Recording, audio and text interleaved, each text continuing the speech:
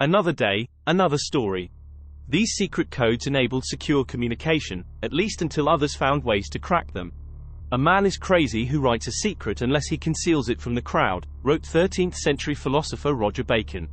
Since ancient times, politicians, military leaders and even lovers have used ciphers to encrypt confidential messages. Welcome to Tabo Eminent Channel. The purpose of using codes and ciphers has largely remained the same over the centuries, says Mark Frary, author of The Story of Codes. To communicate messages in such a way that enemies cannot read them. Messengers in ancient Greece had messages tattooed on their shaved heads before their hair grew back. A slow method, but with the same intention as messages encrypted using Germany's infamous Enigma machines, Frary says. 1. Citale. The Spartans had a relatively simple but effective way of sending encrypted messages over long distances. The citale, a wooden rod that could be wound with parchment strips on which a message was written. When unwound, the message was non-legible. When wound back onto a citale of the same circumference, the message would be revealed. Plutarch, writing in the 1st century, described how the Spartans used the citale. They make two round pieces of wood exactly alike in length and thickness, so that each corresponds to the other in its dimensions, and keep one themselves, while they give the other to their envoy. Whenever, then, they wish to send some secret and important message, they make a scroll of parchment long and narrow, like a leather strap, and wind it round their citale. He reads around the staff, and so discovers the continuity of the message. 2. Caesar Cipher. Caesar ciphers involve shifting each letter of a message by a set number of letters. Roman general Gaius Julius Caesar used this substitution method in correspondence with friends back in Rome while he was campaigning in Gaul. Roman writer Suetonius says that Caesar changed the order of letters in such a way that no word could be made out. If somebody wanted to decipher it, he had to insert the fourth letter of the alphabet, that is D for A, and so on.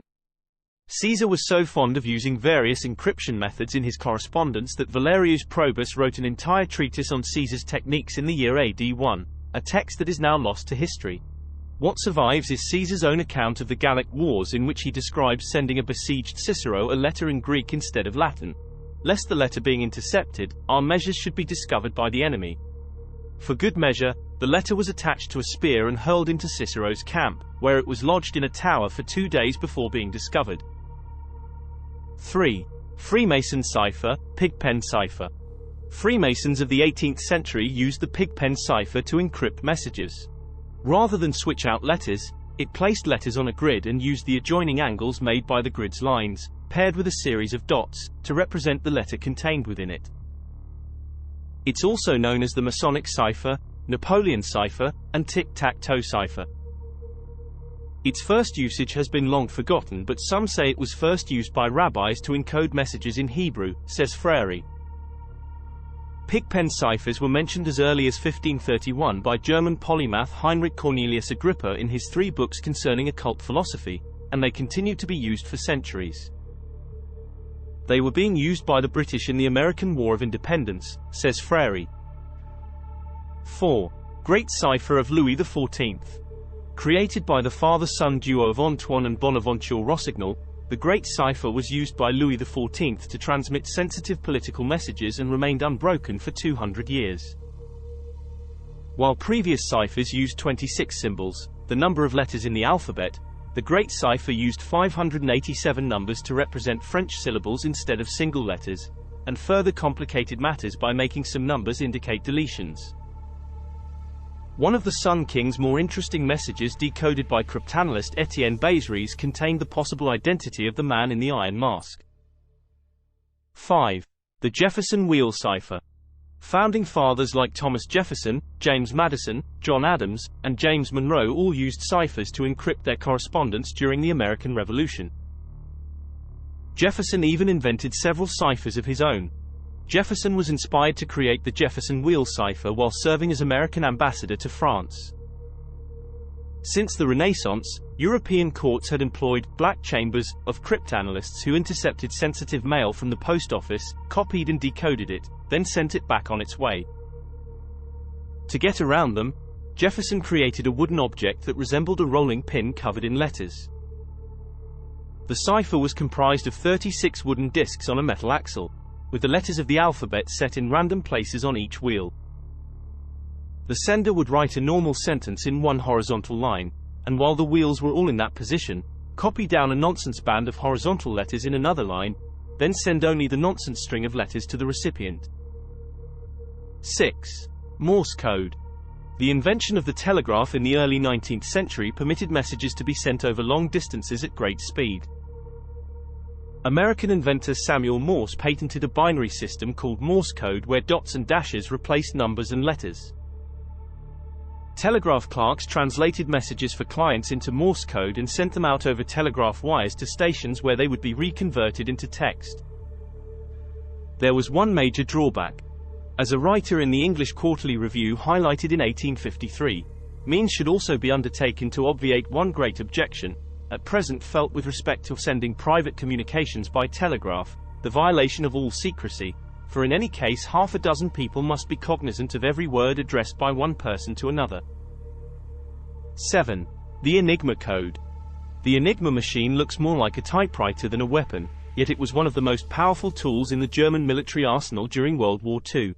Invented in 1918 by Arthur Scherbius to encrypt business information, it became infamous during the Second World War as the preferred way for the Nazis to send confidential communications.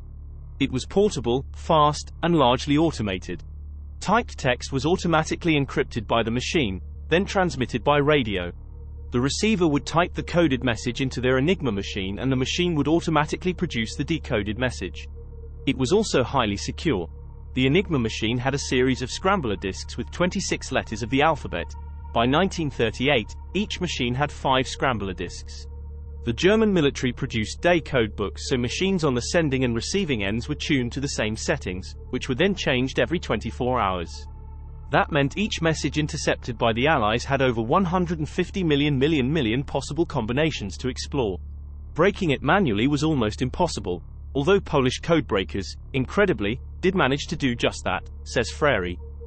As the Enigma machines became more complicated, the codebreakers at Bletchley Park in the UK were forced to develop, in the first instance, mechanical bombs, a mechanical device developed by mathematician Alan Turing, to help with the decryption and then one of the first computers, the Colossus. By war's end, over 2.5 million messages had been decoded. To avoid revealing that they'd cracked the Enigma code, the British invented an MI6 spy named Boniface, who was the alleged source of the intercepted information. 8. Navajo code talkers. When the Marine Corps sought to create an unbreakable code during World War II, they decided to base it on a complex, unwritten language that was relatively unknown outside of a small population, Navajo. The 29 members of the Navajo Nation they hired to create the code became known as the Navajo Code Talkers, and were involved in every Marine operation in the Pacific Theater. The code contributed to critical victories against the Japanese like the Battle of Iwo Jima. After the war, Japan's chief of intelligence admitted they had broken the US Air Force codes but had failed miserably with the Navajo Code, says Frary. The code remained unbroken during the war and the top-secret program's existence was only declassified in 1968. Thanks for watching. Request you to subscribe the channel.